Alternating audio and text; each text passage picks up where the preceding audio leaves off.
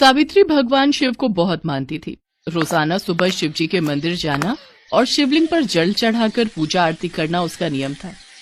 सावित्री का पति मंगल नाव चलाता था।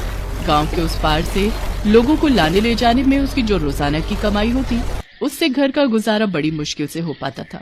एक तो गरीबी, ऊपर से इतने सालों बाद भी भाग्य में बच्चे की खुशी ना होना।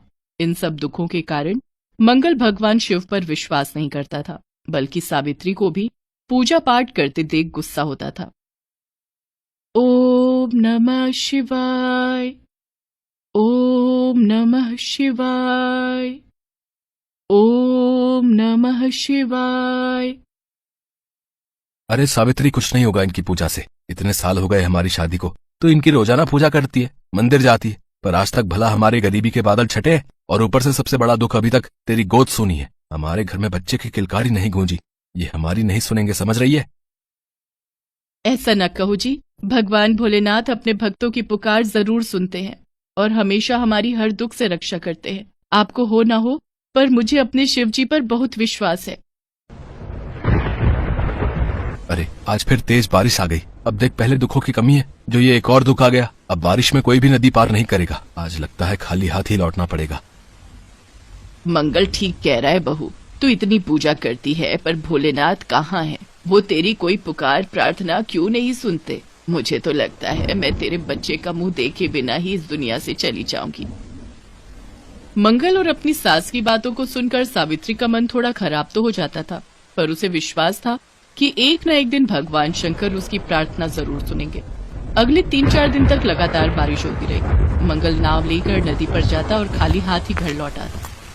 कोई भी गांव वाला नदी पार करके दूसरे गांव जा ही नहीं रहा था। सब बारिश में नदी पार करने से डरते थे कि कहीं नदी में बाढ़ न आ जाए, और ऐसा ही हुआ। नदी का पानी लगातार कई दिनों से हो रही वर्षा के कारण उफान पर था। किसी भी नाविक ने नदी पर जाने का साहस नहीं किया। मंगल भी कुछ दिनों से घर पर ही था। कोई कमाई नहीं हो रही थी, इसलिए घर में आटा, चावल, दालें और राशन खत्म हो गया था। मंगल बहुत परेशान था। तभी कोई उसका द्वार खटखटाता है। भैया, मेरी बीवी का बच्चा होने वाला है, उसका इलाज दूसरे गांव में चल रहा है। वो अस्पताल में अकेली है। मैं यहाँ कुछ सामान लेने आया था, पर बारिश के कारण मेरा जाना नहीं हो पा रहा। कोई भी नाव वाला आदमी नदी को पार करने के लिए तैयार नहीं है। फिर मुझे तुम्हारे बारे में पता चला। अगर तुम मुझे नदी पार करवा दो तो मैं अपनी बीवी के पास चला जाऊंगा। तुम्हारी बड़ी मेहरबानी होगी, इसके मैं तुम्हें अच्छे दाम दूंगा। देखो, मना मत करना, मेरी बहुत मजबूरी है, मेरी मदद करो। आप चिंता मत करो, मैं अभी आपके साथ चलता हूँ। मैं आपको उस समय से नदी पार करवा दूंगा। अभी बारिश थोड़ी हल्की है, हम आराम से नदी पार कर लेंगे। सुनो जी, ध्यान से जाना। और ये मैं मंदिर से भगवान शिव जी का चित्र लाई थी, इसे अपने साथ रख लो, ये तुम्हारी रक्षा करेंगे। आप कभी भी मेरी बात नहीं मानते हो, पर आज मेरा मन रखने के लिए इस चित्र को अपने साथ रख लो। आदे, अगर नहीं ले गया तो फिर तू मुंह फुलाकर बैठ जाएगी और चिंता में खुली रहेगी। दे, ले जाता हूँ। अच्छा, मैं चलता हूँ। भगवान शंकर की फोटो लेकर मंगल नाव में बैठ जाता है और फोटो को अपने बराबर में ही रख देता है। उस आदमी को छोड़कर मंगल वापस लौटता है, पर बारिश अचानक ही बहुत तेज होने लगती है।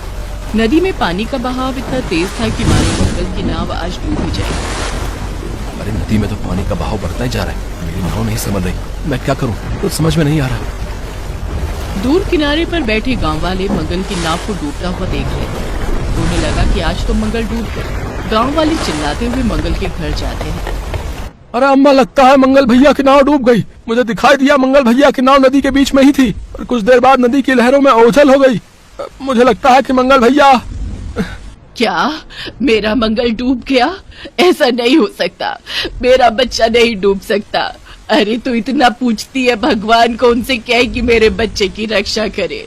मेरे बच्चे को आज कुछ हो गया तो मैं भगवान से विश्वास हटा दूंगी और तुझे भी भगवान की पूजा नहीं करने दूंगी। सुन रही है? चुप क्यों है? मंगल की माँ सावित्री को आवाज लगा रही थी, पर सावित्री चुपचाप भगवान शंकर के मंदिर के सामने बैठी उनके नाम का ओम नमः शिवाय का जाप कर रही थी। ओम नमः शिवाय, ओम नमः शिवाय, ओम नमः शिवाय। सावित्री भगवान शंकर को याद कर रही थी और मन ही मन वो कहीं न कहीं अपने पति की रक्षा के लिए प्रार्थना कर रही थी। कुछ देर बाद मंगल की नाव गांव वालों को नजर आने लगती है। सब गांव वाले खुश हो जाते हैं। मंगल नाव को किनारे पर सुरक्षित लगाकर घर पहुंचता है। मंगल को जिंदा देखकर उसकी माँ की खुशी का ठिकाना नहीं था। सावित्री अभी भी पूजा घर में बैठी ओम नमः शिवाय का पाठ कर रही थी। सावित्री, तेरी पूजा जीत गई। भगवान शिव ने मेरी जान बचा ली। सावित्री, आज मुझे भगवान शंकर पर विश्वास हो गया। अपने पति की आवाज सुनकर सावित्री की आंखों में खुशी के आंसू आ जाते हैं और वो भगवान शिव को हाथ जोड़कर धन्यवाद कहती है। हे शिव शंकर, आज आपने मेरे पति की जान बचाकर मेरी पूजा सफल कर दी। आपने मेरे सुहाग की रक्षा की प्रभु, आपकी सदा ही जय हो। हे भोले भंडारी, आपकी सदा ही जय हो। हे शिव शंकर, मुझे क्षमा करना। मैंने कभी भी आप पर विश्वास नहीं किया, पर आज आपने मेरी जान बचाई। सावित्री, मैंने तो आज सोच लिया था कि मैं नदी में पानी के बहाव को नहीं झेल पाऊंगा, मेरी नाव जरूर डूब जाएगी। पर तुमने जो सुबह मुझे भगवान शंकर का चित्र दिया था, उसे अपने हृदय से लगाकर मैं उनके नाम को पुकारता रहा। धीरे धीरे नदी का पानी नाव से नीचे उतर गया। मेरी नाव कब किनारे आकर लग गई, मुझे पता ही नहीं चला। मैं समझ गया कि ये सब भगवान शिव का ही चमत्कार है। आज उनका ये चित्र मेरे साथ था, जिसने मुझे मौत के मुंह से बाहर निकाल दिया। बेटा मंगल, बहू बहुत भाग्यशाली है। सावित्री की तरह हमारी बहू सावित्री ने अपनी पूजा और भक्ति से तुम्हारे प्राणों की रक्षा की है। अचानक सावित्री बेहोश हो जाती है। तुझे पता है मंगल, जब से तू गया है तब से ये पूजा घर में भगवान शिव के सामने बैठी प्रार्थना कर रही थी। मुझे लगता है घबराहट और चिंता के कारण ये बेहोश हो गई है। बेटा, जल्दी से पड़ोस के वैद्य जी को बुला ला। मंगल पड़ोस में रहने वाले वैद्य जी को बुला लाता है। मंगल बेटा, घबराने की कोई बात नहीं है। बहू माँ बनने वाली है। लगता है बहू ने सुबह से कुछ खाया पिया नहीं है, तभी कमजोरी से बेहोश हो गई थी। सावित्री, तुम माँ बनने वाली है। माँ, सुना तुमने, हमारे घर में बच्चे की किलकारी गूंजेगी। सावित्री, भगवान शिव ने तो हमारे सारे दुख दूर कर दिए, मुझ गरीब पर दया कर दी। हे भोले भंडारी, मैं आपका धन्यवाद कैसे करूं? आपकी लीला अपरंपार है प्रभु। हे शिव शंकर, आपकी जय हो, आपकी जय हो शिव शंकर।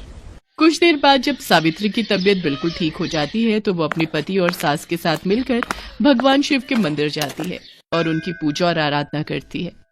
आज भगवान शिव के आशीर्वाद से ही उसके जीवन में खुशियों का आगमन हुआ था। उसके बाद मंगल भी नियम से भगवान शिव की भक्ति करने लगा, जिससे धीरे धीरे उसकी गरीबी के दिन दूर होने लगे।